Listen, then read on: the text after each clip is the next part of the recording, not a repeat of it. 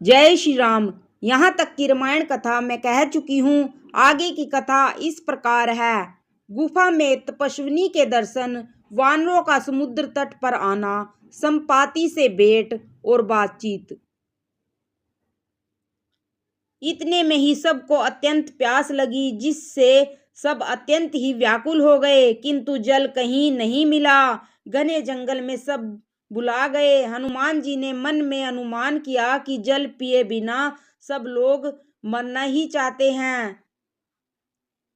उन्होंने पहाड़ की चोटी पर चढ़कर चारों ओर देखा तो पृथ्वी के अंदर एक गुफा में उन्हें एक कौतुक दिखाई दिया। उसके ऊपर चकवे, बगुले और हंस उड़ रहे हैं और बहुत से पक्षी उसमें प्रवेश कर रहे हैं। पवन कुमार हनुमान जी पर्वत से उतर आए और सबको ले जाकर उन्हें वह गुफा दिखलाई। सबने हनुमान जी को आगे कर लिया और वे गुफा में घुस गए। देर नहीं की। अंदर जाकर उन्होंने एक उत्तम उपवन और तालाब देखा, जिसमें बहुत से कमल खिले हुए हैं। वही एक सुंदर मंदिर है, जिसमें एक तपोमूर्ति स्त्री बैठी है। दूर से ही सबने उसे सिर नवाया और पूछने पर अपना सब वृत्तांत कह सुनाया। तब उसने कहा, जलपान करो और भांति भांति के रसीले सुंदर फल खाओ। आज्ञा पाकर सबने स्नान किया, मीठे फल खाए और फिर सब उसके पास चले आए। तब उसने अपनी सब कथा कह सुनाई और कहा, मैं अब वहां जाऊंगी जहां श्री रघुनाथ जी हैं। तुम लोग आंखें मूंद लो और गुफा को छोड़कर बाहर जाओ। तुम सीता जी को पा जाओगे, पछताओ नहीं। आंखें मूंद कर फिर जब आंखें खोली तो सब वीर क्या देखते हैं कि सब समुद्र के तीर पर खड़े हैं और वह स्वयं वहां गई जहां श्री रघुनाथ जी थे। उसने जाकर प्रभु के चरण कमलों में मस्तक नवाया और बहुत प्रकार से विनती की। प्रभु ने उसे अपनी अनपायनी भक्ति दी। प्रभु की आज्ञा सिर पर धारण कर और श्री राम जी के युगल चरणों को, जिनकी ब्रह्मा और महेश भी वंदना करते हैं, हृदय में धारण कर वह बद्रिका आश्रम को चली गई। यहाँ वानर गण मन में विचार कर रहे हैं कि अवधि तो बीत गई पर काम कुछ ना हुआ। सब मिलकर आपस में बात करने लगे कि हे भाई, अब तो सीता जी खबर लिए बिना लौट कर भी क्या करेंगे। अंगद ने नेत्रों में जल भरकर कहा कि दोनों ही प्रकार से हमारी मृत्यु हुई। यहाँ तो सीता जी की सुध नहीं मिली और वहां जाने पर वानर राज सुग्रीव मार डालेंगे। वे तो पिता के वध होने पर ही मुझे मार डालते। श्री राम जी ने ही मेरी रक्षा की, इसमें सुग्रीव का कोई एहसान नहीं है। अंगद बार बार सबसे कह रहे हैं कि अब मरण हुआ, इसमें कुछ भी संदेह नहीं है। वानर वीर अंगद के वचन सुनते हैं किंतु कुछ बोल नहीं सकते। उनके नेत्रों से जल बह रहा है। एक क्षण के लिए सब सोच में मगन हो रहे हैं। फिर सब ऐसा वचन कहने लगे, हे सुयोग्य युवराज, हम लोग सीता जी की खोज लिए बिना नहीं लौटेंगे। ऐसा कहकर लवण सागर के तट पर जाकर सब वानर कुश बिछाकर बैठ गए।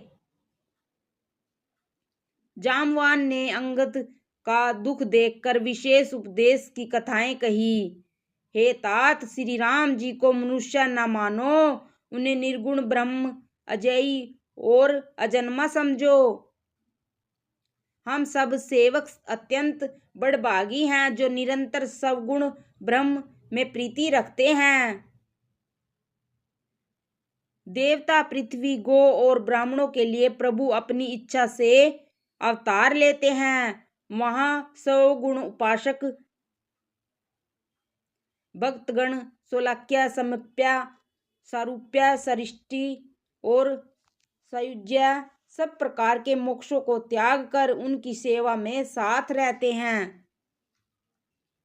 इस प्रकार जामवान बहुत प्रकार से कथाएं कह रहे हैं।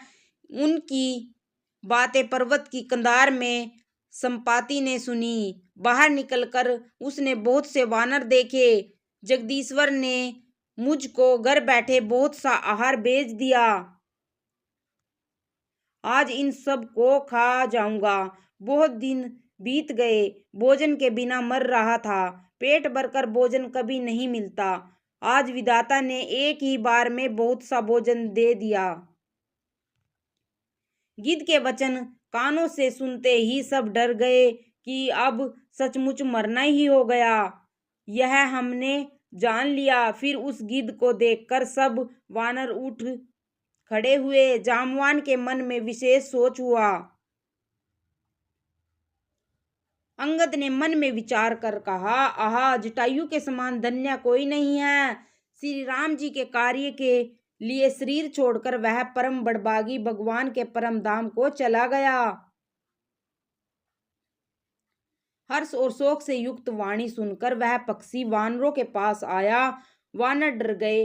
उनको अभय करके उसने पास जाकर जटायु का वृत्तांत पूछा। तब उन्होंने सारी कथा उसे कह सुनाई। भाई जटायु की करनी सुनकर संपाति ने बहुत प्रकार से श्री रघुनाथ जी की महिमा का वर्णन की। उसने कहा, मुझे समुद्र के किनारे ले चलो, मैं जटायु को तिलांजलि दे दूं। इस सेवा के बदले मैं तुम्हारी वचन से सहायता करूंगा। जिसे तुम खोज रहे हो उसे पा जाओगे।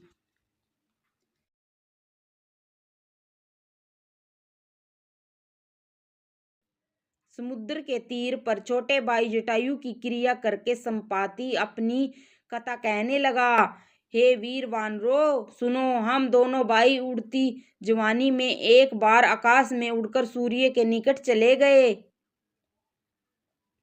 वह तेज नहीं सह सका, इससे लौट आया। मैं अभिमानी था, इसलिए सूर्य के पास चला गया। अत्यंत अपार तेज से मेरे पंख जल गए। मैं बड़े जोर से चीख कर मार कर जमीन पर गिर पड़ा। वहां चंद्रमा नाम के एक मुनि थे। मुझे देखकर उन्हें बड़ी दया लगी। उन्होंने बहुत प्रकार से मुझे ज्ञान सुनाया और मेरे देहजनित अभिमान को छुड़ा दिया। त्रेता युग में साक्षात परम ब्रह्मा मनुष्य शरीर धारण करके उनकी स्त्री को राक्षसों का राजा हर ले जाएगा। उसकी खोज में प्रभु दूत भेजेंगे। उनसे मिलने पर तू पवित्र हो जाएगा और तेरे पंख उग आएंगे। चिंता न कर, उन्हें तू सीता जी को दिखा देना। मुनि की वह वाणी आज सत्य हुई। अब मेरे वचन सुनकर तुम प्रभु का कार्य करो। त्रिकुट पर्वत पर लंका बसी हुई है। वहां स्वभाव से ही निडर रावण रहता है। वहां अशोक नाम का उपवन है जहां सीता जी रहती हैं। वे सोच में मगन बैठी हैं। जय श्री राम।